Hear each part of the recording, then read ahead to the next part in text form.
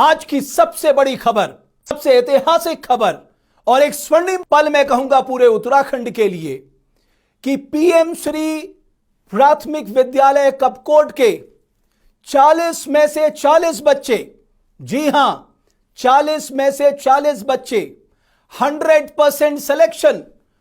उन 40 बच्चों का सिलेक्शन सैनिक स्कूल घोड़ाखाल में हुआ है। आपको याद होगा आज से 2 वर्ष पूर्व इस विद्यालय के बारे में विस्तार से देवभूमि डायलॉग ने बताया था। इस विद्यालय के प्रधानाचार्य केडी शर्मा साहब, मैं कहूंगा जिनकी तपस्या से आज यह संभव हो पाया है, वहां इन बच्चों ने मैं कहूंगा चमत्कार कर दिया।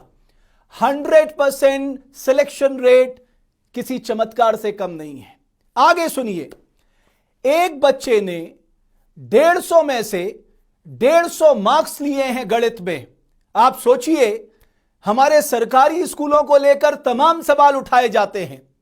सरकारी स्कूल से लगातार लोग नाम काटकर प्राइवेट स्कूलों में अपने बच्चों को डाल रहे हैं, लेकिन यह उत्तराखंड के पहाड़ का यह इकलौता स्कूल है जहां प्राइवेट स्कूल से अपने बच्चों को निकालकर लोग इस पीएम श्री प्राथमिक स्कूल में डालते हैं। मैं इन गुरुजनों को प्रणाम करता हूं, इनका अभिनंदन करता हूं और चाहता हूं उत्तराखंड के साथ साथ पूरा देश भी इस खबर को देखे और यह एक शोध का विषय होना चाहिए, ना सिर्फ उत्तराखंड के लिए, बाकी शिक्षा जगत के लिए भी, कि कैसे इन परिस्थितियों में, खासकर जब आपके पास बुनियादी सुविधाओं का भी अभाव हो, आप एक ऐसा मॉडल स्कूल खड़ा कर देते हैं जिसका सिलेक्शन रेट 100% होता है। जहां प्राइवेट स्कूल से ज्यादा अभिभावक चाहते हैं मेरा बच्चा इस प्राथमिक स्कूल, सरकारी स्कूल में पढ़े। आखिर क्या है स्कूल में ऐसा, क्या करते हैं यहां के गुरुजन ऐसा, और कैसे सिलेक्शन रेट 100% है, इसी पे बात करने के लिए मेरे साथ कपकोट से जुड़ रहे हैं हरीश ऐठानी जी, जो वहां मैथमेटिक्स पढ़ाते हैं। मैंने आपसे निवेदन किया कि आप आइए और बताइए ये चमत्कार के पीछे आखिर है क्या, इस प्राथमिक स्कूल में ऐसा क्या है, आप लोग क्या कुछ करते हैं कि 40 में से 40 बच्चों का सिलेक्शन जो है वो घोड़ाखाल के सैनिक स्कूल में हो गया। हरीश ऐठानी जी, बहुत धन्यवाद देवभूमि डायलॉग से जुड़ने के लिए। बहुत बधाई आपको, प्रिंसिपल साहब को, आपके सभी गुरुजनों को। आप मुझे बताइए ये चमत्कार कैसे संभव हो पाया। सबसे पहले जो है देवभूमि डायलॉग का जो है आभार कि आपने हमें जो है इस न्यूज में जगह दी। तो ये चमत्कार जो है सभी विद्यालय कर सकते हैं, लेकिन इसके पीछे जो शर्मा सर का जो एक विजन है कि पूरे उत्तराखंड में नहीं पूरे विश्व में जो है भारत के साथ साथ जो है जो भारत को विश्व गुरु बनाने का जो लक्ष्य रखा था मोदी जी ने, उनके पद चिन्हों पर चलकर जो है शर्मा सर रात के 9 बजे तक जो है नाइट क्लासेस जो है वहां चलाते हैं। और उनके जो गणित पढ़ाने की स्टाइल है, यानी जो गणित में जहां सबको डर लगता था वहां उन्होंने जो है बहुत सारे गीत, बहुत सारे लोग कहते हैं गानों के साथ जो है गणित के जो थ्योरम होते हैं उनको, या कोई भी गणित का सूत्र है उसको आसानी से जो है बच्चों ने जो है उसको याद कर दिया है। वो खेल खेल में जो है बच्चों को सिखाते हैं कि गणित जो है कोई कठिन सब्जेक्ट नहीं है, ओके, सबसे सरल सब्जेक्ट है। तो आज ये आलम है कि सैनिक स्कूल जो पूरे भारत में जो है सबसे टॉप मानी जाती है कक्षा 5 लेवल तक, उसमें जो है गणित में 150 में से 150 मार्क्स जो है हमारे विद्यालय के विद्यार्थी ने प्राप्त किया। और टोटल जो 40 बच्चे थे उसमें से 25 गर्ल्स, 25 बॉयज और 15 गर्ल्स ने जो है इसमें क्वालिफाई किया है।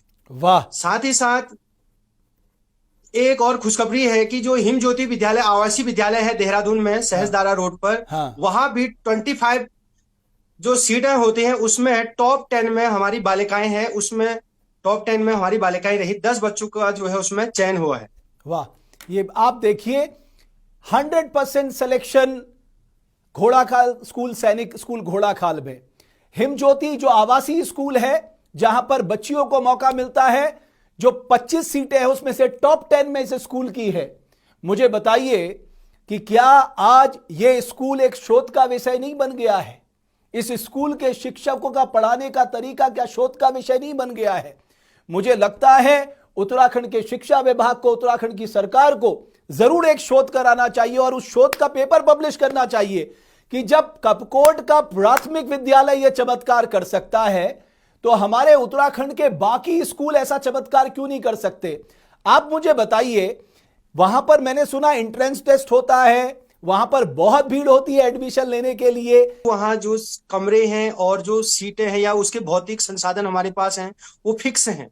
तो हम उनको सरकार की मदद से धीरे धीरे करके स्कूल का जो इंफ्रास्ट्रक्चर है वो बढ़ा रहे हैं।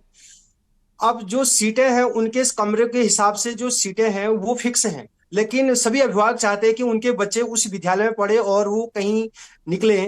तो लेकिन हमारी सीटें जो है फिक्स होने के कारण हमें इंट्रेंस एग्जाम लेना पड़ता है, और 70-80 सीटों के लिए हमें लगभग जो है 300-400 अभी तक आवेदन आ चुके हैं, और अभी तक एक पेपर हम करा चुके हैं। ओके, दूसरा 70, पेपर जो एक है मिनट, 70 टाइम सीटों बाद के लिए होगा। 400 आवेदन आए हैं। तो क्योंकि हर एक अभिभावक चाहता है कि वो उस विद्यालय में अपने बच्चे को डाले, अपने पाल्य को डाले, लेकिन हमारी कुछ मजबूरियां हैं, जैसे हमारे पास इन जो कमरे हैं वो कम हैं, तो हमारी कुछ मजबूरी के कारण हम जो है उनको एडमिशन नहीं दिला पाते हैं, इसलिए हमें उसके लिए इंट्रेंस टेस्ट कराना पड़ता है। तो आप नहीं बताया और कि उसमें आप इंट्रेंस लोग, टेस्ट में ध्यान दिया जाता है कि कोई गरीब जो है, जो गरीब वंचित ना रह पाए, तो इसलिए सब चीजों का ध्यान देके हम उनका इंट्रेंस टेस्ट कराते हैं। आप मुझे ये बताइए कि आप एक्स्ट्रा क्लासेस कितना लेते हैं, मतलब अपार्ट फ्रॉम जो स्कूल का टाइमिंग है, जो स्कूल का शेड्यूल है, उसके अलावा कितना बच्चों को वहां पर एक्स्ट्रा क्लासेस में पढ़ाया जाता है?